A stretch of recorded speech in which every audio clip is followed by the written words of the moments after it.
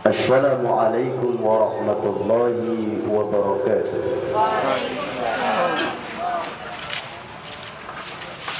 Alhamdulillahilladzi kana bi'ibadihi khabiran basira.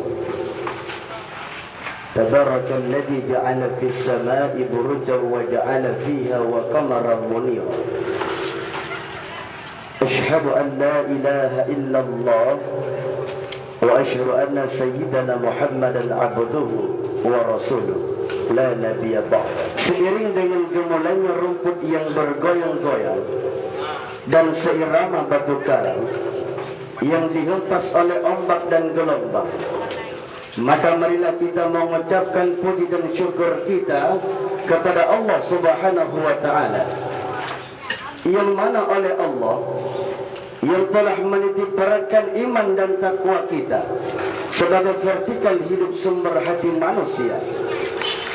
Dengan adanya iman dan takwa ini, hidup manusia indah, laksana saraf dan urat nadi, sejuk bagaikan embun di pagi hari, bersinar bagaikan bintang di malam yang sepi, dan terarah bagaikan batu yang terkendali. Dan apabila keduanya tidak berlaku sebagai pedoman hidup kita manusia, maka kehancuran akan menanti.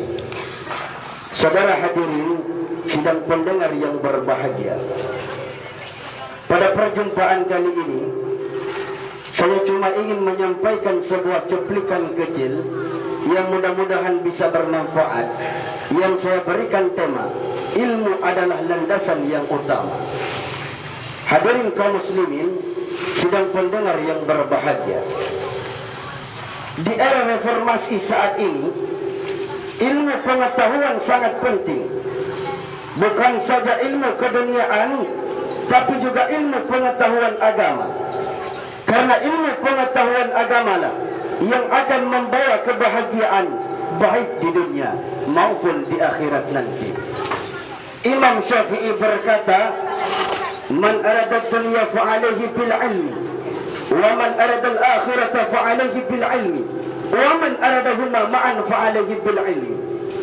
Barang siapa yang mau kemuliaan di dunia, kebahagiaan di dunia, ini mesti dengan ilmu. Dan barang siapa yang mau kemuliaan di akhirat, kesenangan di akhirat, ini juga mesti dengan ilmu. Dan barang siapa yang mau kemuliaan kedua-duanya, kebahagiaan kedua-duanya, dunia wal akhirat, ini juga mesti dengan ilmu. Karena di era globalisasi saat ini, kita umat manusia akan hidup dan berhadapan dengan zaman yang penuh tantangan dan rintangan. Kalau kita tanpa dibekali dengan ilmu yang intelek, khususnya ilmu pengetahuan agama, maka hidup kita akan tidak tentu arah dan kehancuran akan menanti. Allah akan meninggikan pangkat dan jabatan orang-orang yang beriman dan orang-orang yang berilmu pengetahuan agama. Seperti landasannya, Bismillahirrahmanirrahim, yarfa'ullahu alladhina amanu minkum walladhina utul ilmi darajat. Allah akan meninggikan pangkat dan jabatan orang-orang yang beriman dan orang-orang yang berilmu pengetahuan agama. Saudara, lanjutlah. Lanjut. Selama ini pembentukan SDM kita cuma berorientasi pada pembentukan otak, penataran tiap hari, pendidikan keterampilan kesana sini, tapi hati kita ini sering kosong, agama dangkal, keyakinan rapuh. Akhirnya apa yang terjadi hadirin? Moral kita rendah. Ini akibat kenapa?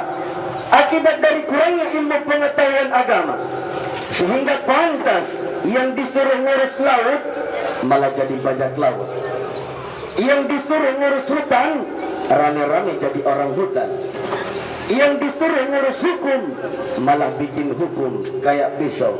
Saudara tahu nggak apa itu pisau? Oi, tahu nggak apa itu pisau? Itu kalau pisau ke bawah tajam, ke atas tumpul. Kalau yang kecil salah, hukum cepat-cepat ditegakkan. Yang besar salah, diam pura-pura nggak ngerti. Ini yang merusak masyarakat. Ini yang melukai hak keadilan. Pantas sekarang ini munculnya trik justice, pengadilan jalanan, maling motor, tangkap bakar. Ini refleksi dari ketidakpuasan rakyat terhadap sikap hukum selama ini. Indonesia sakit sekarang ini, Indonesia terpuruk sekarang ini, itu kan akibat ulahnya orang-orang yang pintar, cuman sayang tidak benar dan tidak berilmu pengetahuan agama. Makanya Allah Subhanahu wa taala menyuruh kita ini untuk menuntut ilmu.